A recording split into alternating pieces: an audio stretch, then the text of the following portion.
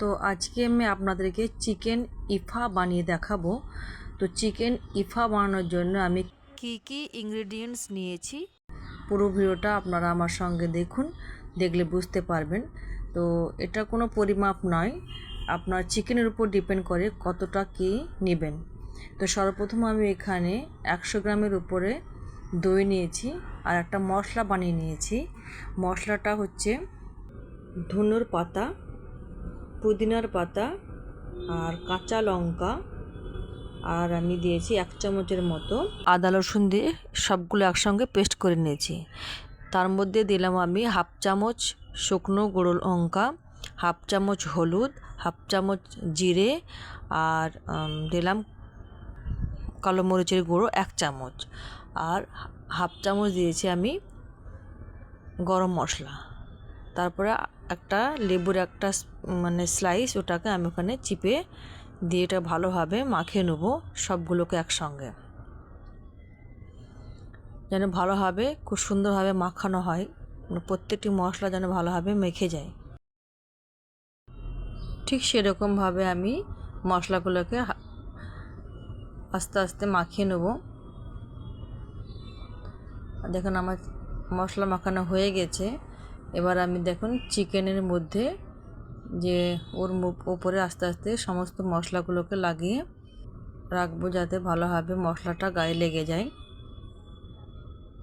তো আমার এখানে চিকেন ছিল মোটামুটি প্রায় 1 কেজির মতো, মানে 3টে থাই নিয়েছি, তো 1 কেজি মতো আমার চিকেন ছিল।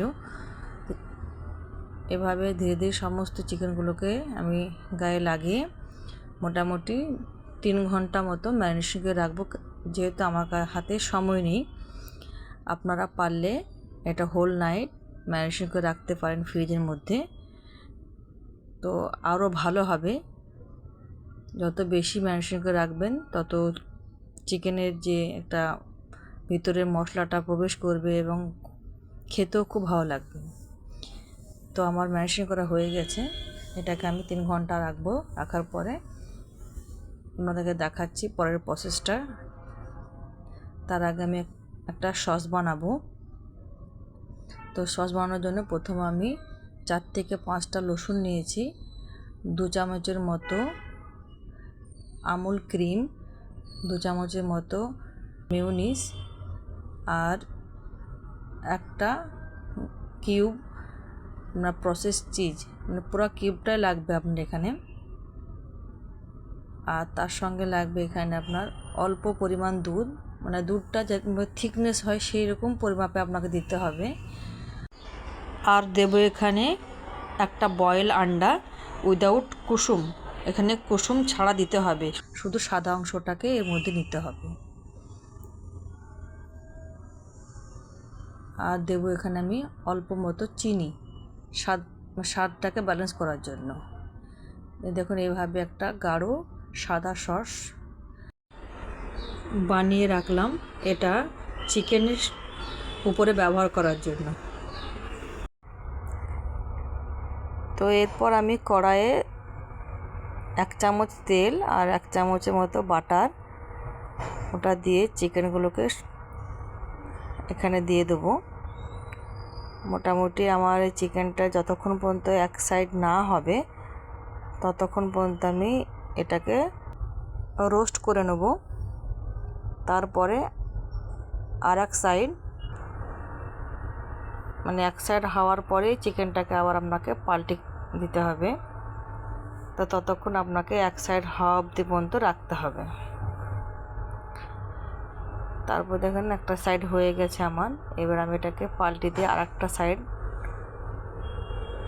আমি এটাকে রোস্ট করে নেব। তো দেখুন আমার রোস্ট হয়ে গেছে। এবার আমি এখানে স্মোক দেবো। তো স্মোক দেওয়ার জন্য আমি দেখেন একটা কয়লা নিয়েছি আর একটুকু ঘি দিয়ে এটাকে আমি সুন্দরভাবে একটা স্মোকের ফ্লেভার আসে যাতে, সেরকমভাবে এই ফ্লেভারটা দেওয়ার জন্য 10 মিনিটের মতো ঢেকে রাখবো।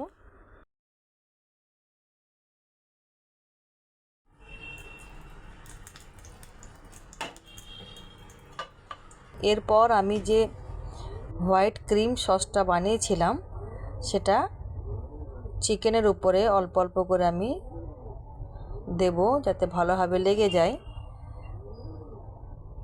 দেখুন পুরোটা যেন চিকেনটা এভাবে ঢেকে যায়, সেভাবে চিকেনের উপরে এরকমভাবে মানে লাগাতে হবে।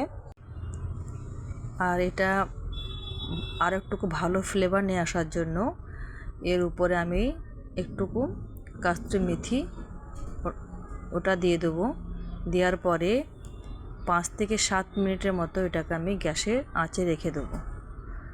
এরপর দেখো কত সুন্দর লাগছে দেখতে চিকেন ইফা। তো বন্ধুরা এভাবে ঘরে কখনো বানিয়ে আপনারা খাবেন এই চিকেন ইফা, খুব ভালো লাগে খেতে। তো বন্ধুরা আমার এই চিকেন ইফা রেসিপিটা আপনাদের কেমন লাগলো তো আপনারা কমেন্টসের মাধ্যমে বলবেন। তো আপনারা ভালো থাকুন, আবার অন্য কোনো ভিডিও নিয়ে আপনাদের সঙ্গে আবার দেখা হবে। টাটা।